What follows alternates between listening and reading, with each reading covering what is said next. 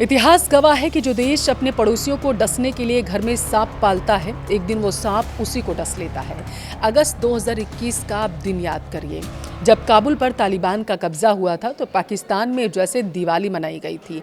Pakistani general ने सोचा था कि अब अफगानिस्तान उनके इशारों पर नाचेगा और वो वहाँ से भारत का पत्ता भी साफ कर पाएगा, यानी भारत को चौतरफा घेरने की कोशिश तब पाकिस्तान ने की थी और चीन भी बेहद खुश था। लेकिन 5 साल बाद 2026 में बाजी पूरी तरीके से पलट चुकी है।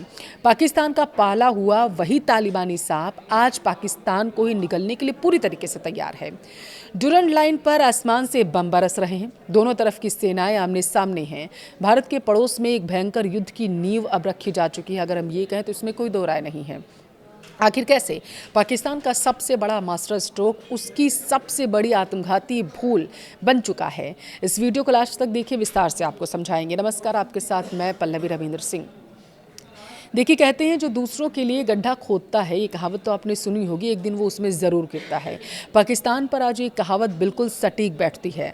भारत के पड़ोस में इस वक्त एक नया बारूदी ढेर सुलग रहा है और ये आग किसी और ने नहीं बल्कि खुद पाकिस्तान ने लगाई थी। आज हम बात कर रहे हैं पाकिस्तान और अफगानिस्तान के बीच चल रहे भयंकर सीमा विवाद की। जो तालिबान कभी पाकिस्तान का सबसे बड़ा हथियार हुआ करता था, आज वही उसका सबसे बड़ा दुश्मन बन चुका है।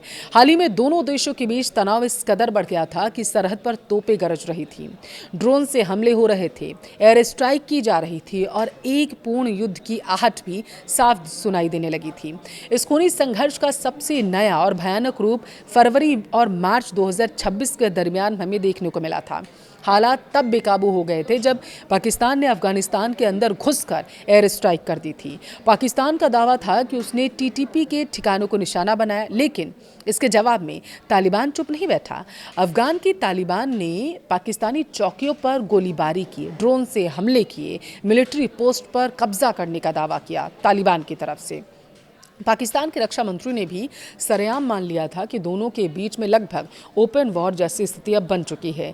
एक तरफ पाकिस्तानी सेना अपनी पश्चिमी सरहदों पर बाड़ लगा रही थी, तो दूसरी तरफ तालिबान के लड़ाके बुलडोजर और विस्फोटकों से उस बाड़ को उखाड़ फेंकने के लिए पूरी तरीके से तैयार थे।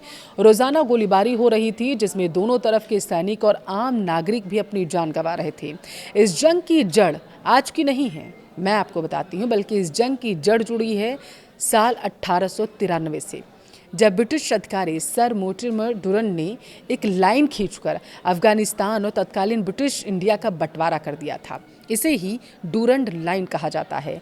तकरीबन 2640 किलोमीटर लंबी यह लाइन पश्तून और बलूच कबीलों के बीच से होकर गुजरती है, जिससे परिवारों, कबीलों, ज़मीनों को दो हिस्सों में बांट दिया गया। पाकिस्तान इसे अपनी अंतर्राष्ट्रीय सीमा मानता है, लेकिन आज तक किसी भी अफगान सरकार ने, चाहे वो लोकतांत्रिक रही हो या फिर तालिबानी, डुरंड लाइन को मान्यता नहीं दी है। तालिबान का साफ दावा है कि वो इस औपनिवेशिक काल की लकीर को मानता ही नहीं है। तालिबान का दावा है कि पाकिस्तान के खैबर पख्तूनख्वा तक, और यही पाकिस्तान की सेना के लिए सबसे बड़ी सिरदर्द बन चुका है, क्योंकि वो खैबर पख्तूनख्वा तक अपना दावा करता है। अब आते हैं उस किरदार पर जिसने इस आग में घी डालने का काम किया, टीटीपी। पाकिस्तान ने दशकों तक अफगान तालिबान को पाला और उसे पाल पोस कर बड़ा करने की कोशिश की। हथियार ट्रेनिंग तक अफगानिस्तान में मुहैया करवाई गई, भारत का प्रभाव कम करने के लिए। 2021 में जब तालिबान ने काबुल पर कब्जा किया तो पाकिस्तान ने जश्न मनाया। उन्हें लगा था कि अब काबुल उनके इशारों पर चलेगा, लेकिन हुआ इसका बिल्कुल उल्टा। अफगान तालिबान की जूझ से टीटीपी को संजीवनी बूटी जैसे मिल गई हो। टीटीपी का मकसद है पाकिस्तान की सरकार को उखाड़कर फेंक देना, वहाँ शरिया कानून लागू करना। पाकिस्तान का आरोप यह है कि अफगान तालिबान टीटीपी को सुरक्षित पनाह देता है और आधुनिक हथियार जो हैं वो भी मुहैया कराता है। पिछले कुछ सालों में टीटीपी ने पाकिस्तान के अंदर सैकड़ों बड़े हमले किए। एक तरफ से पाकिस्तान का पाला हुआ भस्मासुर अब उसी को निगलने के लिए तैयार है। भारत के लिए पड़ोस में हो रहा यह घमासान राजनीतिक रूप से अब बेहद ही महत्वपूर्ण बन चुका है, क्योंकि एक तरफ पाकिस्तान का पूरा फोकस अब अपनी पश्चिमी सीमा यानी अफगानिस्तान बॉर्डर पर शिफ्ट हो चुका है।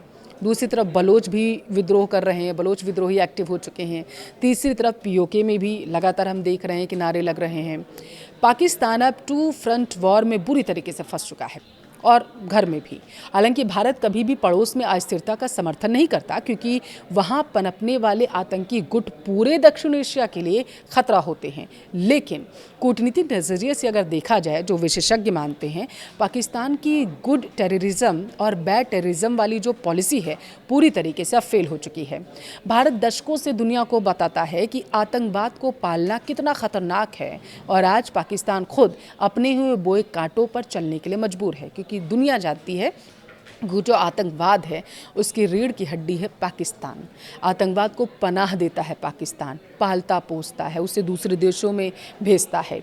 अब देखिए, क्या पाकिस्तान और तालिबान के बीच फुल स्केल युद्ध होगा? फिलहाल ऐसा लगता है कि दोनों एक कंट्रोल वॉर लड़ रहे हैं, लेकिन सरहद पर एक छोटी सी भी चिंगारी किसी भी वक्त इसे एक भयानक क्षेत्रीय युद्ध में बदल सकती है।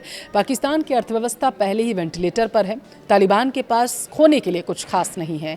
इस भिड़ंत का अंजाम क्या होगा या तो वक्त ही बताएगा, लेकिन एक बात तो तय है, पाकिस्तान अपने ही बने हुए जाल में बुरी तरीके से फंस चुका है।